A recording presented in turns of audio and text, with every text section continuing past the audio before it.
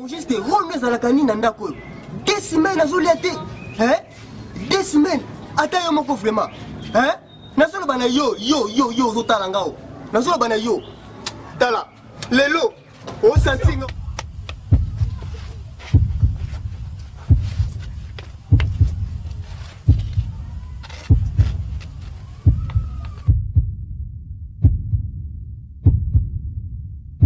Papa, mbote, hein? Papa, yo sounen. Mais c'est événement news, mais tout le monde, mon jeune garçon, je vous l'ai dit, tu vas aller comme il Papa, t'as eu beaucoup. 2 semaines. Nazoliaté, où n'est-ce pas papa, t'as eu beaucoup. Parce que ça dit 2 semaines aux Zoliaté, et on sait qu'il y a des choses vraiment. Oui, papa, pour n'est-ce pas lamba. Mais est-ce que ça a sens dans mon ça vraiment? Ah, papa, t'as eu beaucoup. 2 semaines dans la cité, Nazoliaté, t'as une commis. Papa, tu connais. Papa, tu connais.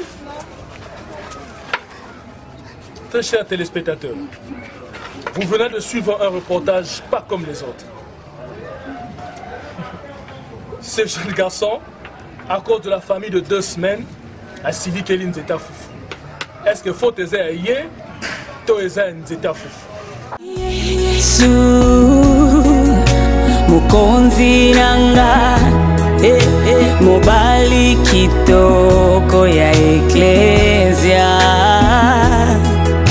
Yehoshua Mashia mwana